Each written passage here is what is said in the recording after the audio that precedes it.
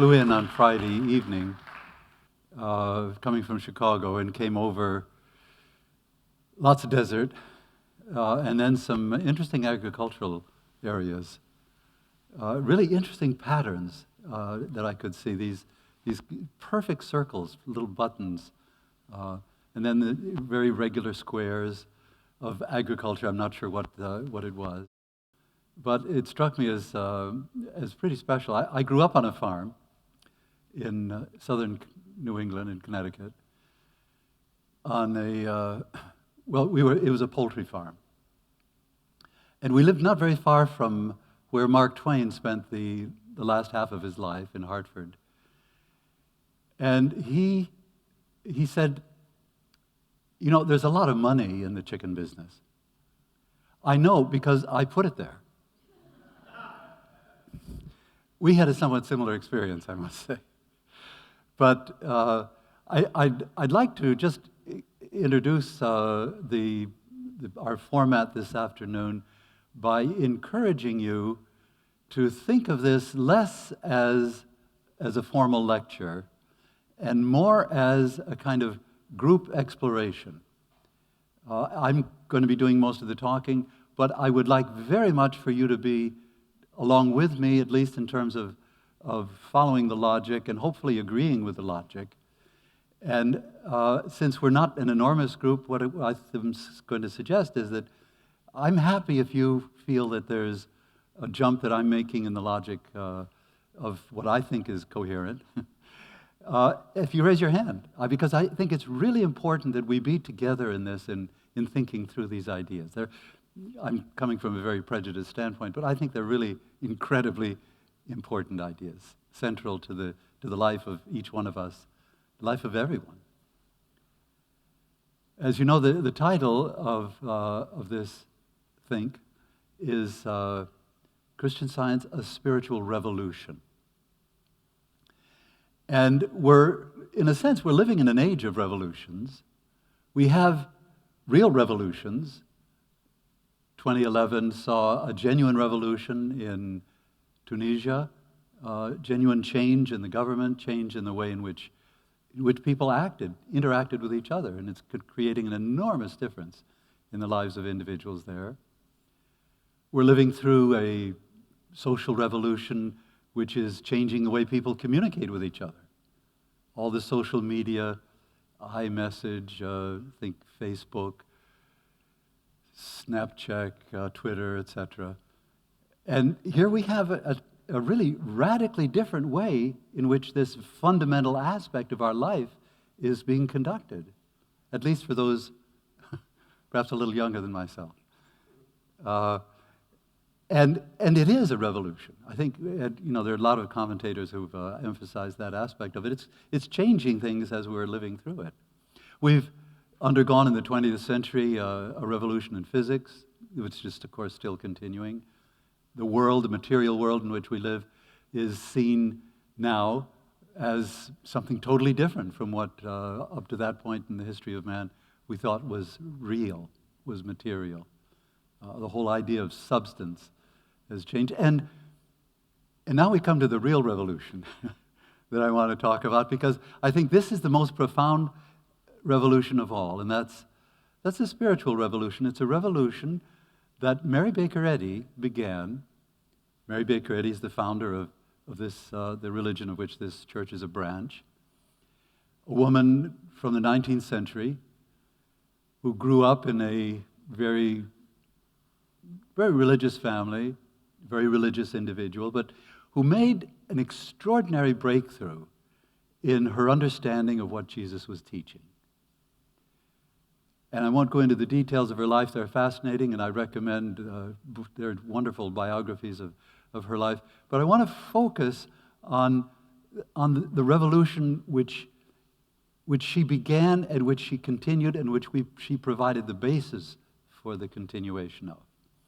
She herself said, this was 1888, that we are in the midst of a revolution. And it was, of course, she recognized she was the rebel. She was the revolutionary. And continued to be, and in a sense continues, because the basic text which she wrote, which has been changing the world in ways which sometimes the world doesn't recognize, but I'm going to explore a little bit with you. That text which came out in 1875 called Science and Health with Key to the Scriptures, she recognized that that was the basis for just an incredibly new, radically different way of seeing everything. Seeing not only the nature of the source of everything, God, but the nature of that which flows from that source, us as ideas of God. Just take that source. In 1875, we had a God whom we all referred to as He, and frankly, He was what we would expect a He to be, a kind of superhuman being. We'll look at how she changed that in a moment, but taking, I think, an even more important aspect of this He, and that is that He was a male, and exercising the dominant male characteristics that we're used to thinking of as existing in society. A judge, and frankly, a very severe judge. A judge that condemned people, judging everything that people did, rewarding occasionally, but especially known to condemn to even eternal damnation. Well, compare that, and I don't know how much attention you've been paying to the way in which God is being presented today in 2017, but He's no longer that male, that dominant male. He's more a she. And this she is seen, the motherly characteristics, as a crucial aspect. In fact, God is more she than he, I think, and at least we're moving in that direction. It's certainly not any longer that condemning to eternal damnation, but rather a comforting God, a God of love, a God of generosity and kindness and enveloping us in that sense of love. And it's really striking if you contrast the commentary on some equivalent to the Florida massacre took place in the dance hall, that the comments on it, which are frankly filled with this idea of God as love, God as some source which is capable of comforting.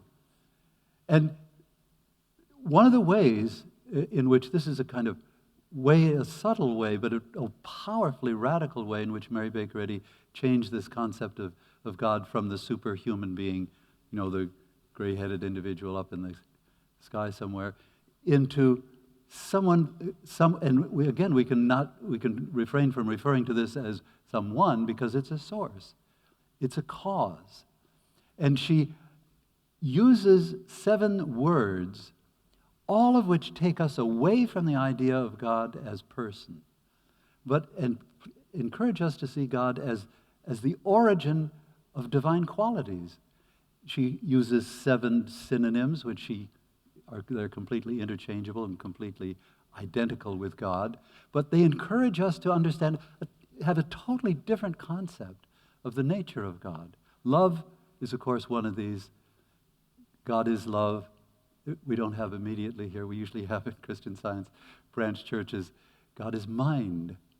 God is truth. God is soul. God is spirit. God is principle. And I always get to 6, and I left out 1, but there's another 7th.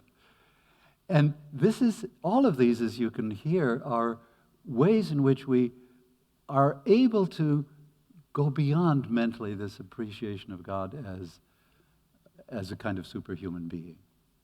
So there's this radical change, again, still going on in the nature of the source, but an even more radical change with regard to the result of, the effect of that cause, the nature of what comes from that source, what the Creator has created and is creating.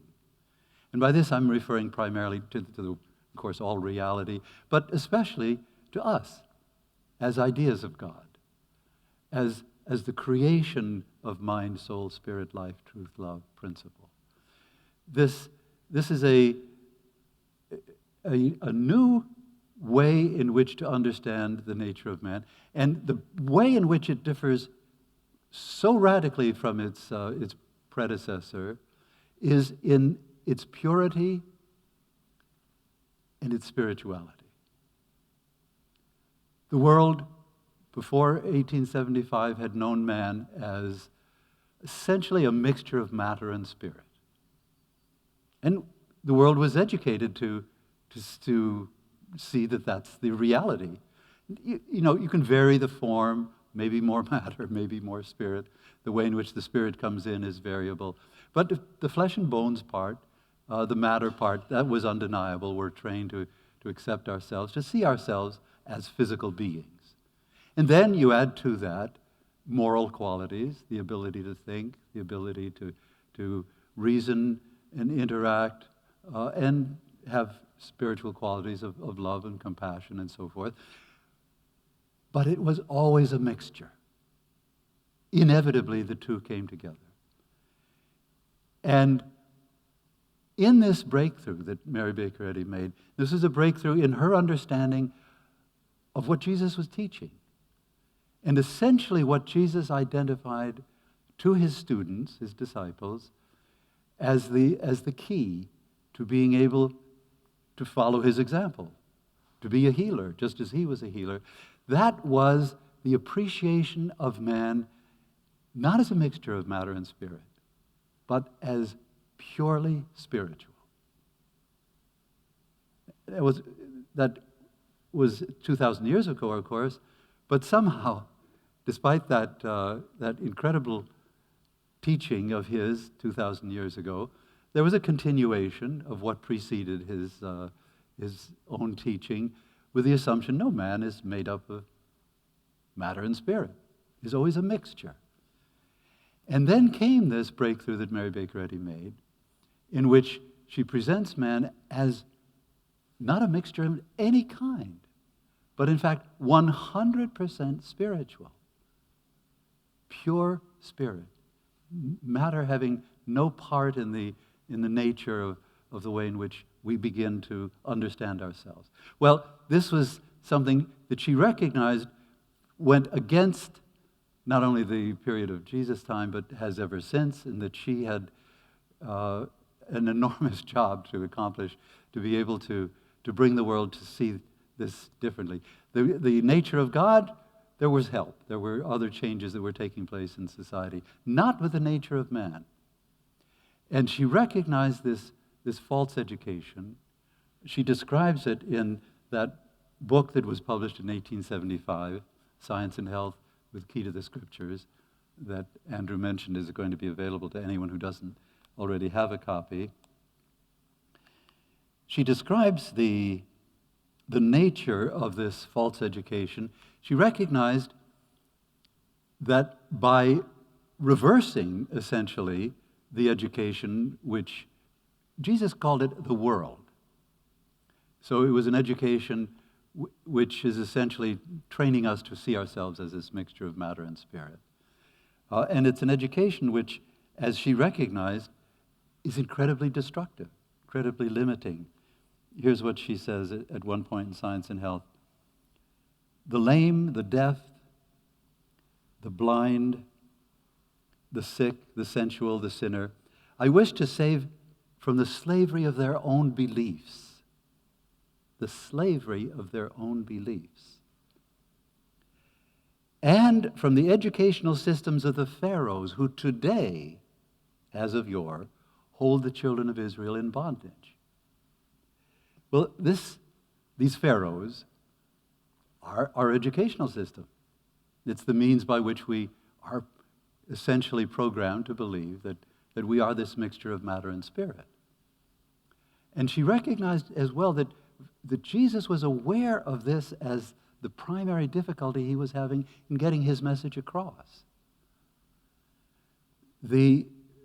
Right at the center of that famous collection of his teachings called the Sermon on the Mount, this is in Matthew's account,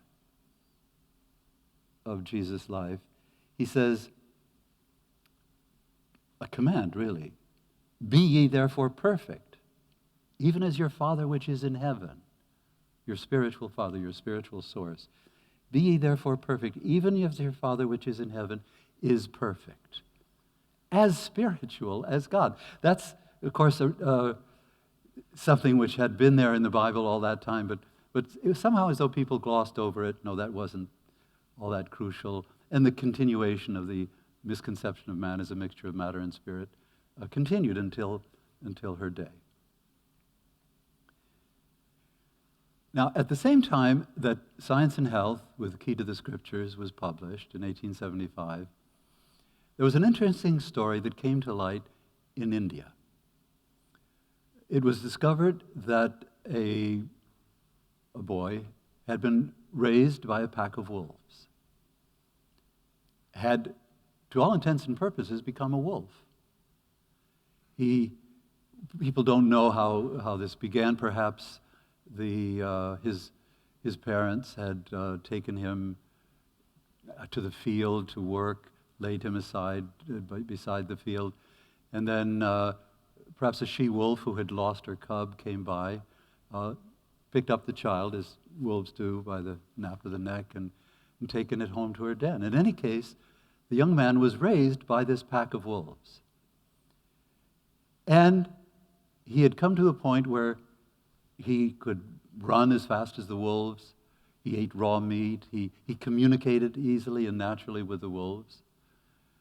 He was captured, and he was wild. He was placed in the hands of a missionary family. And the missionary family was anxious to be able to allow him to discover his real identity. But this was something which proved extraordinarily difficult.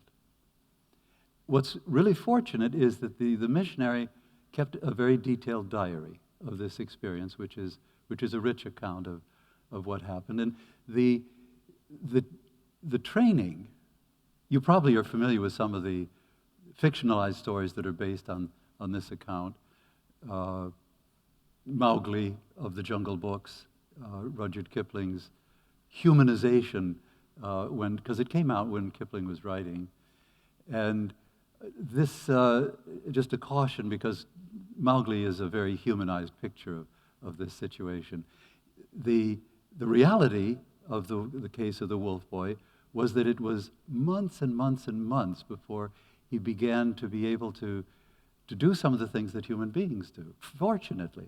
And just parenthetically, this is not an extraordinary experience. Turns out, in the world of feral children, there are hundreds of individuals,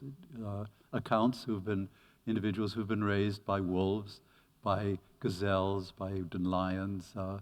There's a field of feral children that is quite an interesting field of study. The extraordinary thing, I think, at least one of the elements of this particular case is that the wife of the missionary was not only dedicated, but an extraordinarily loving individual who was willing to spend hours and hours massaging the wolf boy. The wolf boy ran on all fours, of course, probably had never really learned to walk upright. And this was what she was helping him learn to do. And it was very, very difficult. He was wild. The missionary's account describes a moment, this was quite a few months into the experience they had in attempting him to rediscover his own real identity, when it was several months before they learned or saw an evidence of any human emotion. And this kind of a moving moment, they saw tears in his eyes at one point. And I think they knew at that point they were making progress.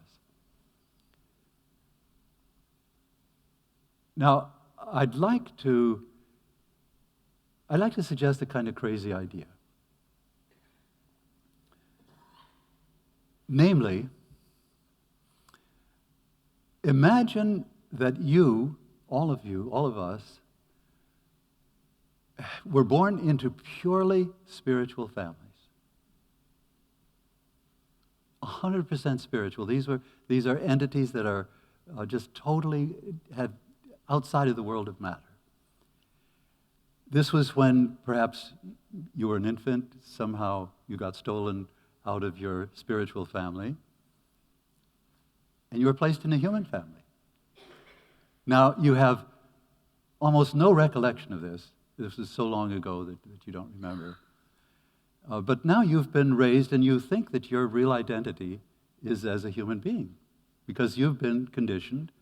Your foster parents, these human beings that you think are your mother and father, have raised you to think of yourself as a human being. Now, I know that it's sometimes not seen as politically correct to consider human as not good. But in this presentation this afternoon, I want you to just imagine this status of yourself as a purely spiritual being, educated by the world. Just parenthetically, Jesus, in his identification of what needed to be avoided, the term he used was the world. And he recognized that the world is this kind of false education. And it's something that he warned his disciples against.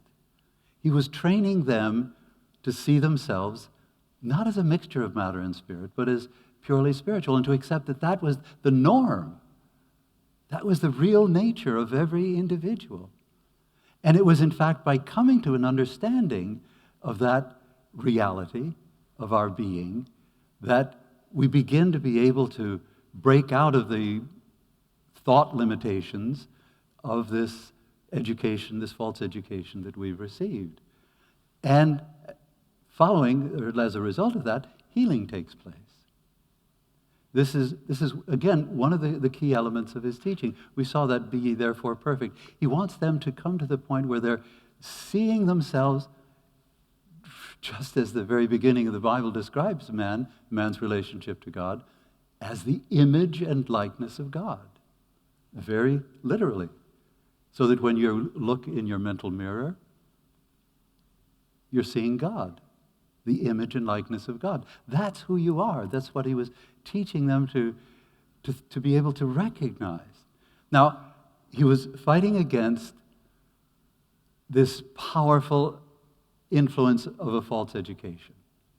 And clearly that's what Mary Baker Eddy recognized that she was fighting against, that we need to recognize that we're all fighting against. Maybe it's not such a crazy idea that you were born into a spiritual family. At least that to be able to see yourself as having that as your origin. Because then it isn't that you're going to become more spiritual, but simply that you wake up to discover your real identity. That which has been your identity from the very beginning. It's your fundamental nature.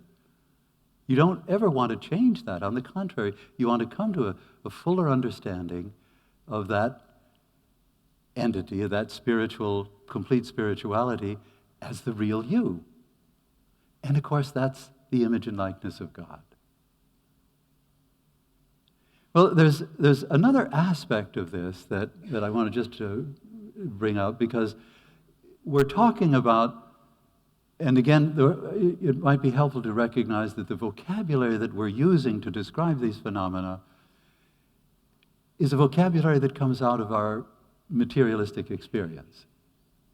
English language, all the languages that exist, are developed on the basis of what we have experienced as human beings. And therefore, they're very crude instruments in describing the nature of spiritual reality. Unfortunately, they're the only ones we have, so we use them as well as we can. And you know, they're crude, but we can still use them to identify, to help us to break out of this false education.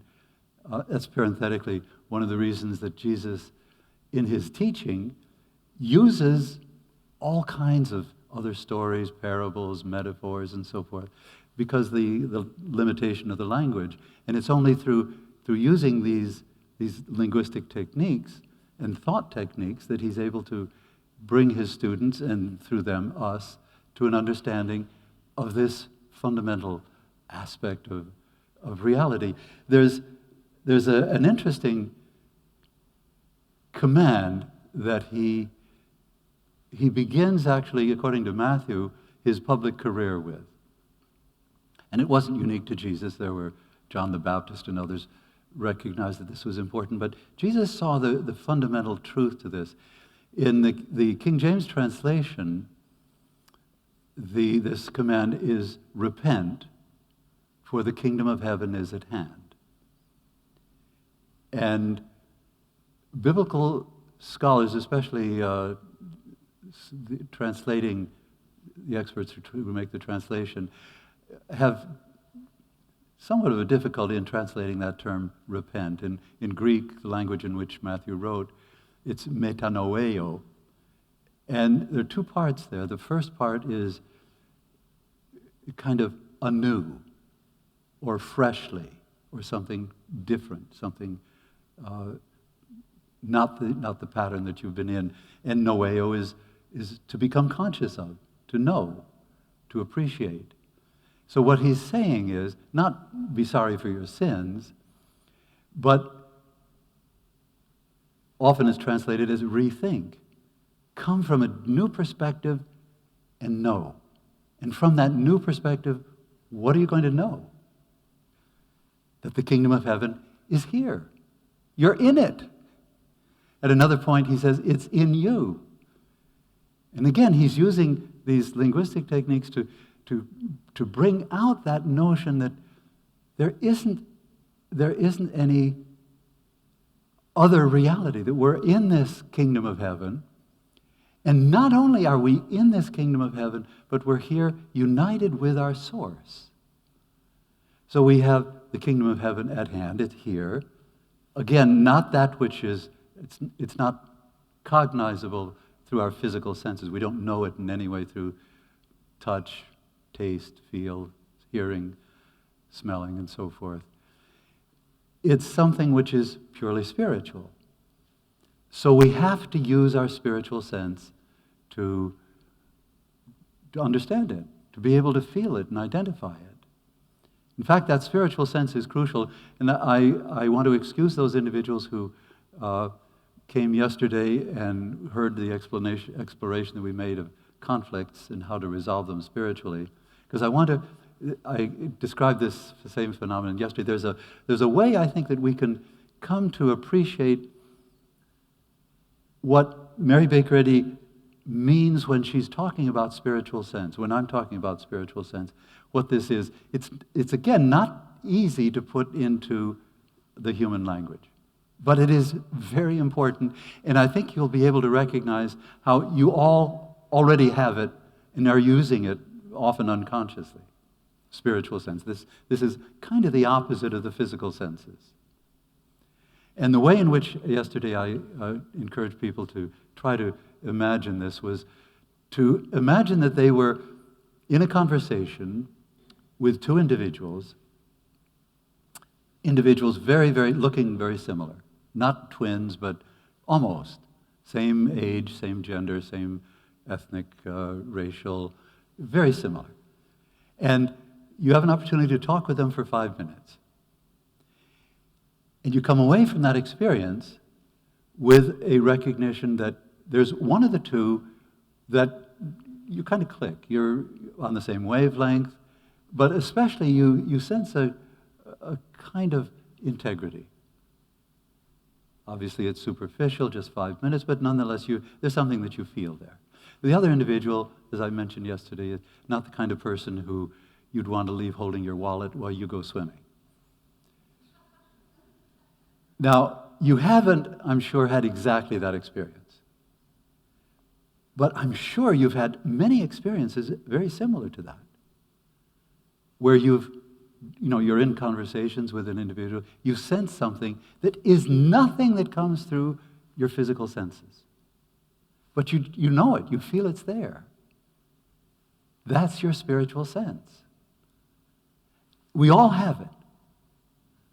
it's this basic moral ability that everyone has, even the worst, most depraved moral idiot has at least some sense of right and wrong. And the fact that we can not only become conscious that we have this sense, but we can start using it in a way that enables us to identify spiritual qualities. This is the key to what Jesus is teaching. This is the basis on which individuals, his own students, and through them us, the way in which we're able really to transform our picture, both of ourselves and those with whom we're interacting, those who are present in our thought.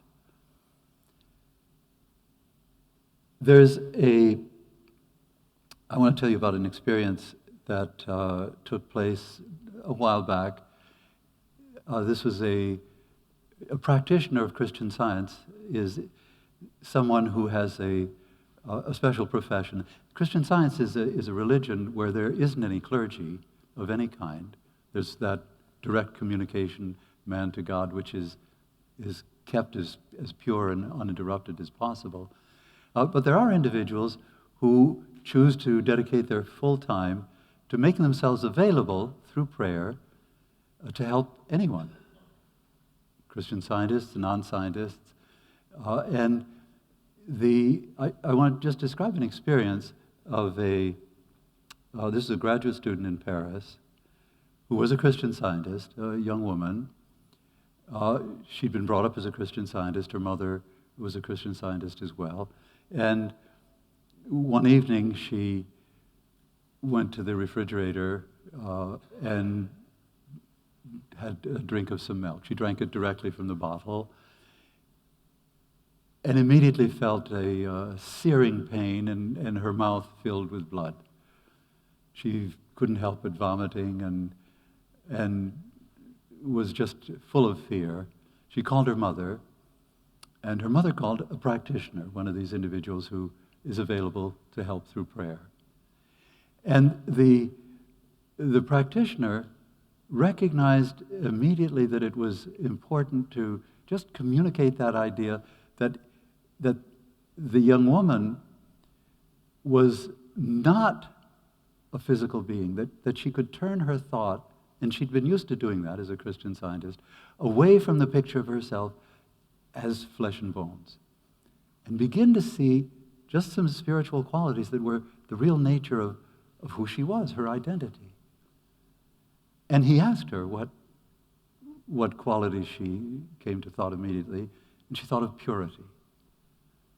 And so they talked about the nature of the purity of God's creation, the purity of God to begin with, and the fact that there was only that influence on her. There was only one cause, and that was God, and that was causing her, and that it was developing the purity of her being, her real nature.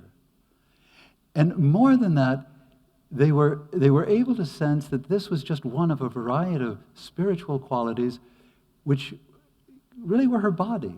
She was the embodiment of these divine qualities.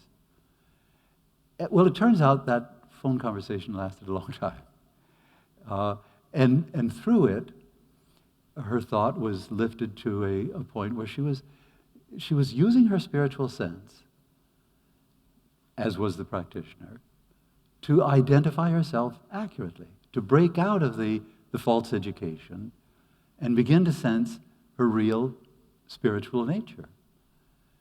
The bleeding stopped, the pain decreased, and the conversation continued. And they began exploring different qualities that were her real being. And at each point, as she later described this, she was able to see herself more clearly as a purely godlike creation, as God's image and likeness in the literal sense of those words. And by morning, the healing was complete. The pain was gone. There was no more bleeding. And it was kind of a breakthrough for the young woman. She'd was at that point where in learning about the religion with which she was brought up. There were all kinds of questions. And for her, this was a real proof. It works, this technique of healing.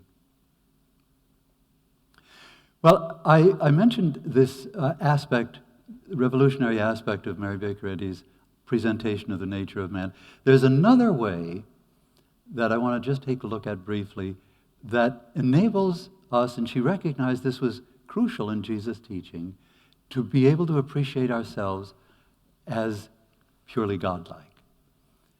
And this was through understanding the nature of our relationship to God.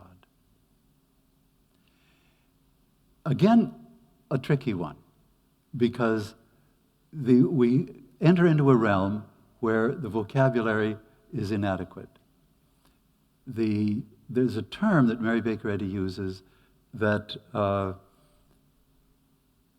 she clearly means to use as a description of one of the essential aspects of this relationship, man to God, and that's oneness. Now, other people have used the term, but for some reason or other, Google spell check doesn't accept it as a word. Every time I write it, that little squiggly red underlining appears. Word doesn't exist. But it's typical of what she does. She actually invents dozens of different words in order to help us overcome this difficulty of the language. Oneness is one of them. It's not unity. It's not unison. It's oneness in a special sense in which there's a cause and effect which are never separated. And it's interesting to see how Jesus tries to convey this. Jesus and Paul try to convey this in largely spatial terms. Jesus talks about man being in God. He's in God. And Paul, one of his famous statements is, in him we live and move and have our being. In God we live and move and have our being. So that it's not that man is God, but the oneness is designed to identify something which is so close that they're almost identical. And above all, they're inseparable. It's a oneness which is just that special. This is how Jesus describes it on the eve of his crucifixion. It's kind of a prayer which he said, again, at just before his crucifixion. He says, "Neither pray I for these alone, but for them also which shall believe on me through their word, that they all may be one. As thou, Father, art in me, and I in thee, that they also may be one in us."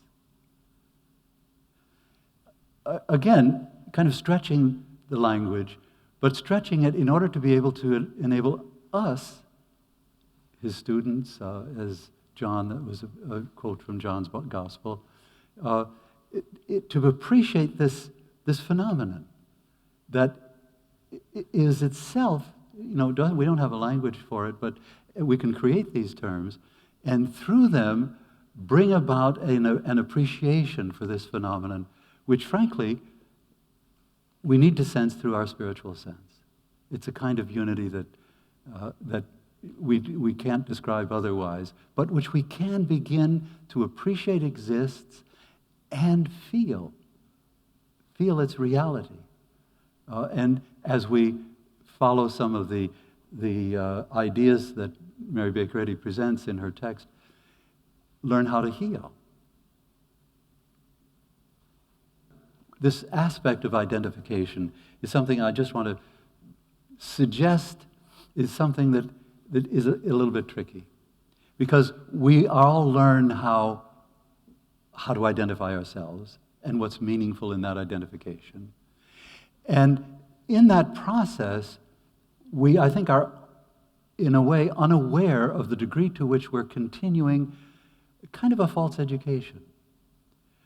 The reason I use that metaphor of the wolf boy is, of course, that he'd been raised to believe himself something that was not his real identity.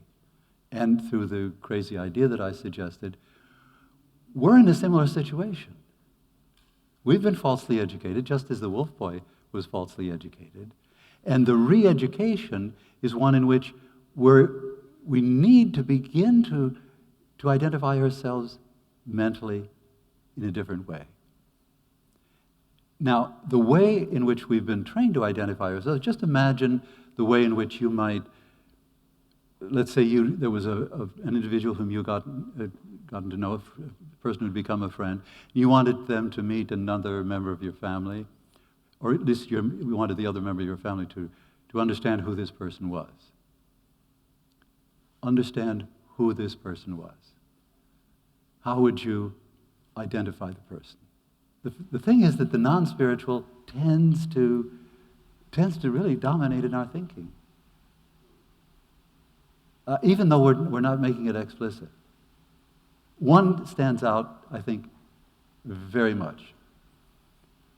Age. That often is one of the first things that tends to describe a person. Then, unfortunately, depending on where you live in the United States, race. If you're in a very homogenous area, you never mention race because you never imagine anything other than the race that you're in and with. But then there's others, and John mentioned education and so forth. And of course, the interesting thing about these characteristics are not only that everything except the spiritual is not relevant, it's usually a distraction. It's something which draws our thought into a consciousness of that individual as being of X age, X race, X profession, X education, all of these different phenomena. And we end up with a very limited concept of that individual. And it's something which is learned. And as you've, I'm sure, gathered by this point, this concept of false education is the enemy. It's the enemy to the effectiveness of the revolution of Mary Baker Eddy. The world seems to resist in this crucial breakthrough that she made with regard to identifying people spiritually. I want to tell you a difficulty that I had it was actually quite some time ago, with regard to this identification business. I was, that year, I was asked to give a number of lectures in Germany. This was during the Cold War, I should say, and I had the opportunity to lecture in Berlin. And the reason I mention the Cold War is because I'm an individual who grew up during the whole Cold War and frankly was falsely educated to accept its stereotypes. And I really accepted them, apparently, very deeply. And I say that because I was driving from West Germany. This was a time when there were two Germanys, East Germany, West Germany. And there were, in a sense, two Berlins. Berlin, the famous wall, separated East Berlin from West Berlin. And you could fly in or you could drive in. I drove in, left Wolfsburg in West Germany, drove through East Germany.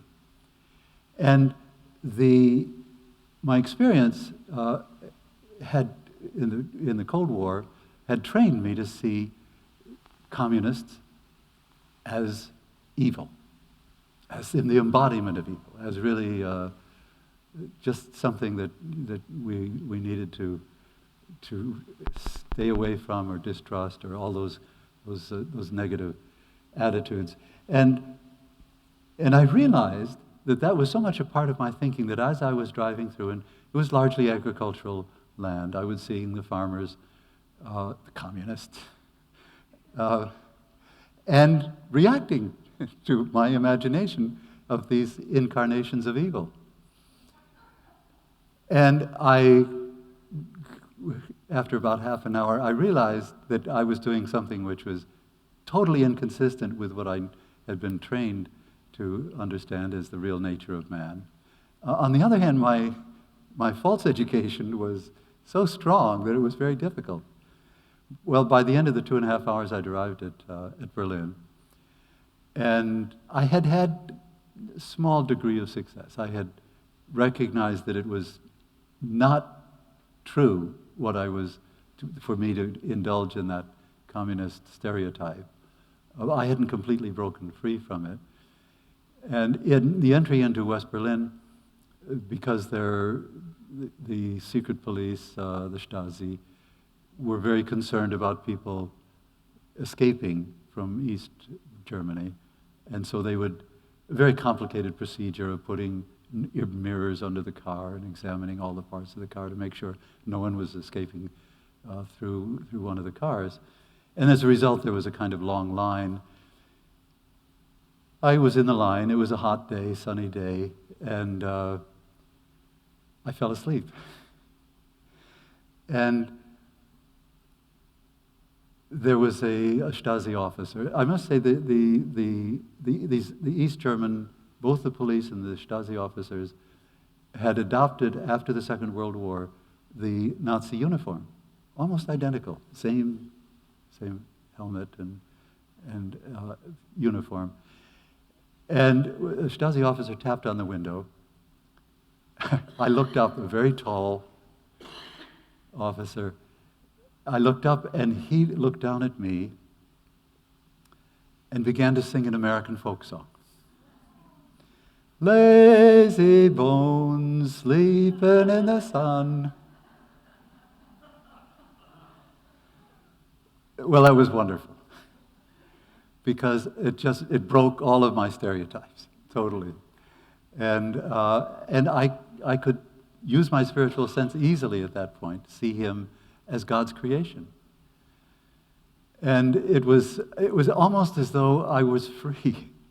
There was this incredible burden that had been taken off me. And there were several lectures in West Berlin. And then I was asked if I would give a lecture in East Berlin. Well, in East Germany, of which East Berlin is a part, the Christian Science was one of those things that was strictly verboten. It was just something that the East German government wanted to stamp out. And the Christian Scientists who lived in East Germany had great difficulty getting literature of any kind. And they had worked out a procedure by which a lecture could be given. And the procedure was simply that they would have someone with a large apartment in East Berlin have a birthday party. And they would invite all of their Christian Science friends who would bring their presents. And I was invited as well. I came through the checkpoint with 2 West Berliners. And we had a wonderful lecture. We had a great big circle in the living room. And there were nice questions, really alert questions following the lecture. And then we came back through the checkpoint. And then my 2 West Berlin friends were told to go on. They were told they wouldn't see me again. And I was confronted with the evidence that secretly they had photographed. I had opened my briefcase, and the contents were photographed. And on the return, it was evident that some books and some magazines were no longer there. And this, it was explained to me, was really something, a very, very serious infraction. And they kind of were mysterious in terms of how severe the punishment was going to be, but there was no question that there was going to be a corresponding punishment. And I was then ushered into the commandant's office. Again, Stasi / Nazi uniform. But this time I was prepared. And I recognized this as God's expression, as God's image and likeness. And he began with the same spiel of how serious this offense was, and how could I possibly have thought that they wouldn't have been aware of the fact that I was distributing this destructive propaganda.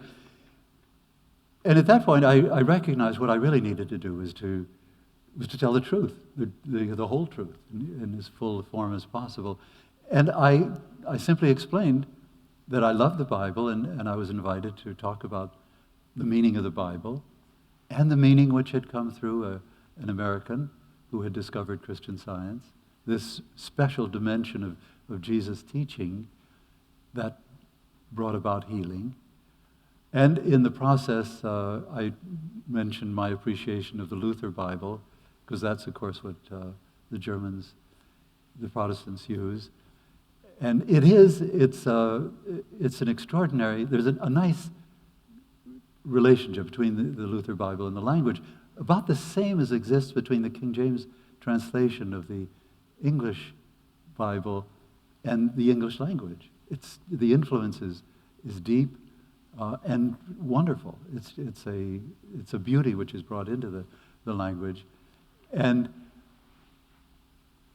the officer looked at me again and then explained that he was born in Eisleben, the hometown of Martin Luther, and his tone had completely changed.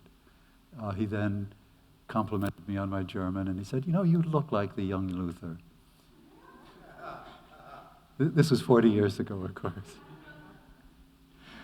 But I had that sense, really, again, of freedom and in a sense, joy of being able to identify to the point where I could sense the beauty of this individual, the godlike nature. And I think that's the goal towards which in our use of spiritual sense, we're aiming. We want to be able to see spiritually those divine qualities and appreciate their beauty. And of course, the thing which follows that, just easily and naturally, is that we love them. They're so lovable. They're just something that we can't help but love. Well, he explained again how serious the offense was, but that he was going to let me go. And I left the checkpoint and discovered my two West German friends had not gone. They'd stayed and prayed, and I'm sure it was in part thanks to their prayer that it worked out so harmoniously. Well, this whole issue, really, of how do we overcome false education is something that Mary Baker Eddy deals with in a profound way. I'd like to read a part of a letter that she wrote to George Day. She said, she was talking about healing. And in this particular case, she's written to this individual with regard to the degree to which he's being influenced by this same false education that she recognized as the enemy. And she was emphasizing the importance of using his spiritual sense as a basis for this accurate identification of the true man, the real identity, which in turn comes to enabling him to love. And here's what she says with regard, he was having some difficulty in healing. And as I haven't mentioned this, but her discovery of this special dimension of Jesus' teaching, which had been missing from Christianity as it had existed in the preceding centuries, was of course the basis for healing, for his physical healing. And it was the basis on which she herself experienced a remarkable healing, and then began exploring how she could understand the Bible in such a way that she herself could heal on a regular basis, and then how she could teach others to heal. Well, here's what she wrote to Mr. Day. The healing will grow more easy and be more immediate as you realize that God, good, is all, underlined, is all. And God is love. You must gain love and lose the false sense called love. You must feel the love that never faileth. That perfect sense of divine power that makes healing no longer power, but grace. Then you will have the love that casts out fear. And when fear is gone, doubt is gone, and your work is done. Well, again, it's this process of coming to the point where, using our spiritual sense, we're able to break through the false education, the mental habits of thought, and sense the real nature of man. And when she talks about this false sense of love, it's similar to what Jesus in the Sermon on the Mount talks about when he identifies loving your enemies as the real goal, and where he talks about the kind of love that we tend to think, in our human experience is love. He recognizes that's not love. When we're responding to the goodness that other people express towards us, in our family, in our circle of friends, even in a wider circle where we're being kind to others, they're being kind to us. Today, we think that's loving. And Jesus says, the worst people in society do that. That's not love.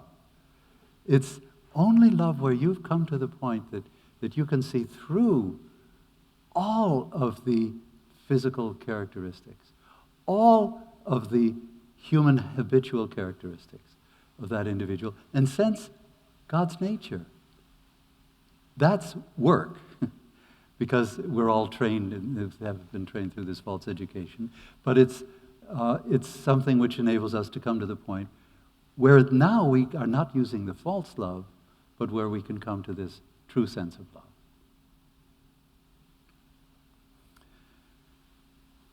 I want to describe one more example of essentially this accurate identification, breaking out of the false education to be able to see spiritually. And this is one of the early cases in my own experience as a practitioner.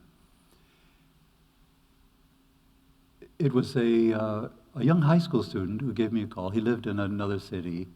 He was not a Christian Scientist, but he'd heard that Christian Science could heal, and he was an avid soccer player.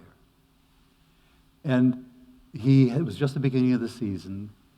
He'd hurt his ankle, apparently broken his ankle, and he really wanted to play. So we talked, and it turns out that the x-rays had showed that there was a broken bone, and that the doctor said he would have to have a cast at least 6 weeks. He couldn't wait 6 weeks, it was clear, but to have the cast and crutches and so forth. And I explained that a little bit about Christian Science, a little bit about some of the same things I've been talking about this afternoon. But I especially wanted him to be able to use his spiritual sense to see, we'll call him Tom, to see the real Tom, not the falsely educated picture of Tom. And we talked about the stuff that Tom was made of. And he was with me with these ideas. And I pointed out that if we're to get a picture of who he really is, not only do we have to mentally push aside this idea of him as a physical being, but we have to bring in as clear a picture of what his spiritual nature is. So we talked about the substance of his being, that he was made up of love, of kindness, consideration for others, that he was made up of truth, of honesty, sense of fair play, integrity.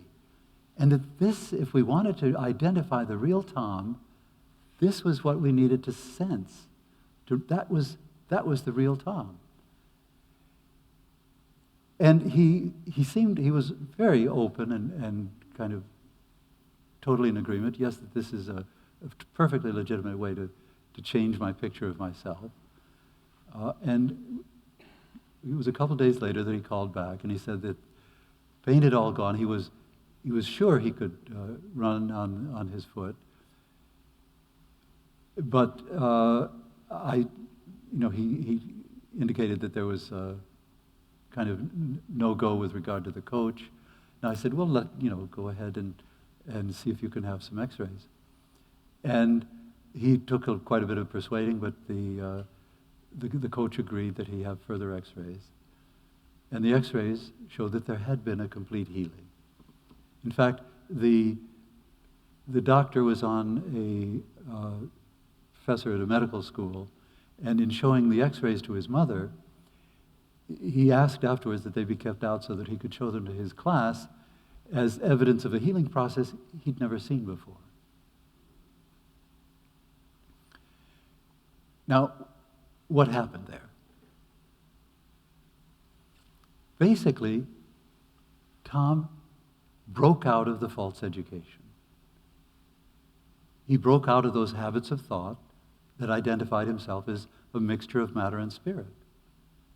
And he began to sense his godlike nature, to feel that this was not just something that he could imagine, that was real. This was substantive. This was solid. This was his being.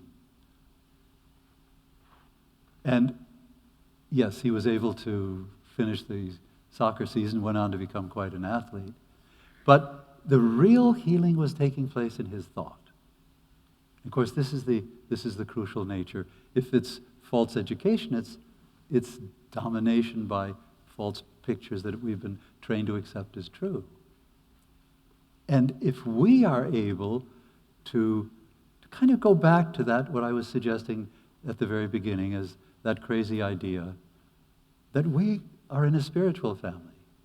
And however it is, I suggested we were stolen and raised in a human family, however we want to imagine it, we've been falsely educated. But it's nothing but false education. It's nothing that can prevent us from discovering our real being, our real godlike nature. And the parallel with the wolf boy, I think, is a very close one, because his real identity was something that he could discover. It was a difficult process, and frankly, let's admit, it is a difficult process for all of us. This false education has been very thorough. It's one that everyone goes through, so we're not especially disadvantaged. We're all kind of equally have the opportunity. But it's something that we need to take as though it's not going to happen overnight.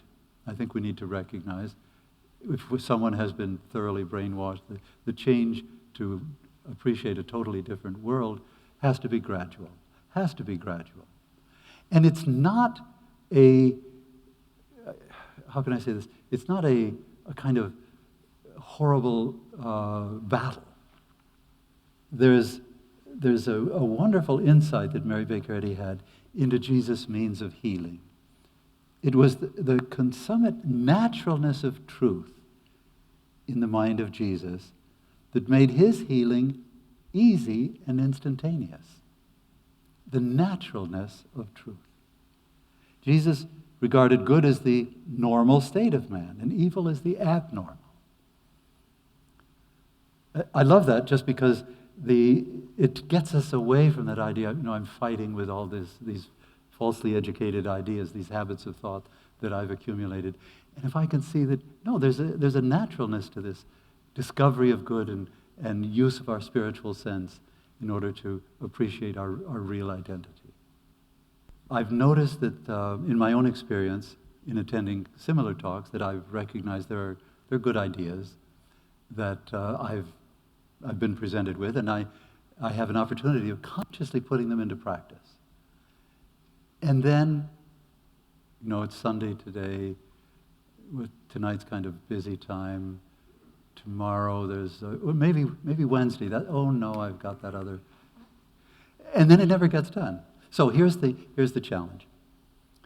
Identify 7 qualities of God. 7 spiritual qualities that try to make them ones that you don't think are characteristic of you.